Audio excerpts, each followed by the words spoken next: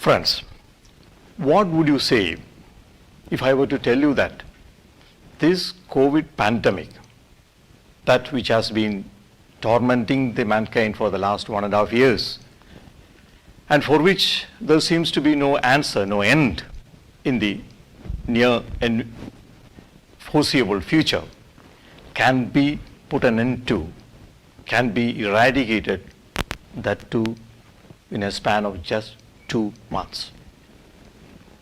Preposterous, wishful thinking, talking tall? Wait, please bear with me for a while. Myself, Dr.vc Ravindran, Honorary Medical Director of Malabar Cancer Care Society, Kannur, Chief Medical Officer cum ENT Specialist of Sabha Hospital, Payyanur, Kerala. Let us first of all enumerate what are all the undisputed, irrefutable scientific facts regarding this virus and the disease. 1. The spread is from human to human only. 2. The virus has no viability outside the human body, but for a few hours on the air and probably a few days on formites and surfaces. That the spread occurs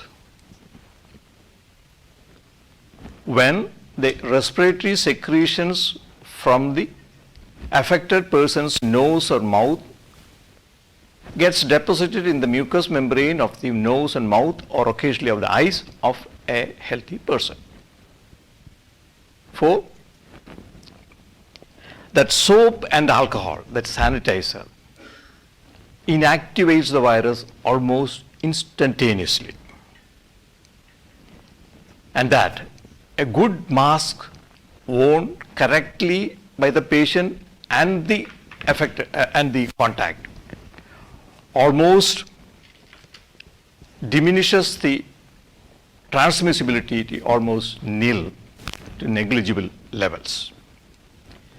6. That the incubation period, that's the period taken by the virus to multiply to sufficient level to produce disease, is about 2 weeks. That the virus, after establishing in the body, producing disease and all the symptoms, gets naturally inactivated in a span of 10 to 15 days. So that it is no more infectious. And that if the virus is not able to transfer itself from the affected person to another healthy human body, its survival is at stake. And that if we are able to arrest the transmission, stop the transmission of the whole lot of active viruses in the world all over for a period of just 2 months, then that will be the end of this virus and the pandemic. It is as simple as that. So far, it is solid scientific facts, you would agree. Now, let me put before you certain figures, not the actual statistical figures, which are way beyond, much larger than what I am quoting. Let us presume that the total number of COVID patients in the world right now, that's the antigen positives, is 1 crore. If that is so, you can assume that at least 3-fold that number of people will be there as virus carriers, either as asymptomatics or symptomatics who have not tested. So that will be 3 crore. 3 plus 1, 4 crore of virus carriers are there right now. Now, these 4 crore of patients, virus carriers, have already started and are in the process of transmitting the infection to others, and that will be evident in the course of the next two weeks or so. So this 4 crore virus carriers will be transmitting at the rate of 1:3. That is, one carrier transferring the disease to 3 persons. That will be 4 into 3, 12 crore. So today it is 4 crores. After a fortnight it is 12 crores. So our task is cut out. It's simple. What do we do? We see to it that the virus remains in the 12 crores people. It is not transmitted from these 12 crore people to even a single other person. And how do you do it? By barring all routes of transmission of the virus for a period of just 1 or 2 months. Of course, the initiative I am suggesting has to be a unified collective effort from the mankind as a whole. That too for just 2 months, to see the virus dies a natural death in the present number of patients and carriers, and it is not transmitted to others. Friends, just think, this solution I am suggesting is way much simpler, much cheaper, much faster, and much more guaranteed of result than any of the measures available before mankind right now, including the vaccine.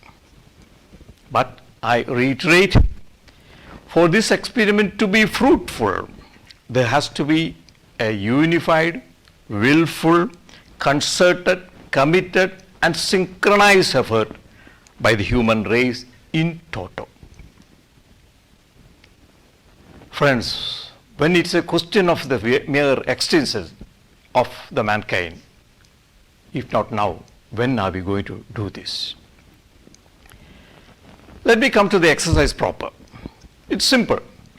As we don't know who are all the carriers around us, we presume every other person is a carrier, virus carrier, and everyone, each and everyone, be it man or woman, child or the aged, wear masks round the clock, day and night, asleep or awake, outdoors or indoors, so that it never, the virus never goes out of the person who has holding it and never gets into a healthy person.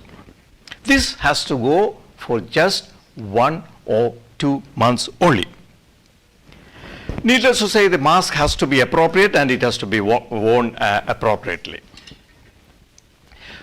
There are occasions when one has to lower the mask, like eating, drinking and all that.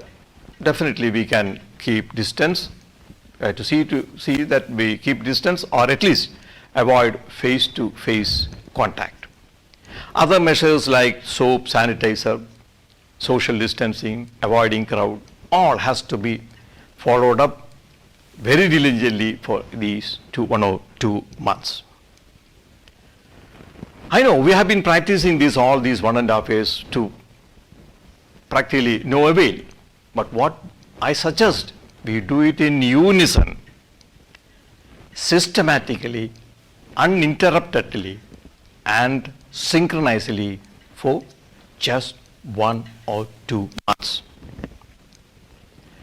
Of course, as I said, a global level initiative experiment would be ideal, but in case we are not able to muster the support of the world at large, India can definitely implement it and implement this experiment and show the results to the world.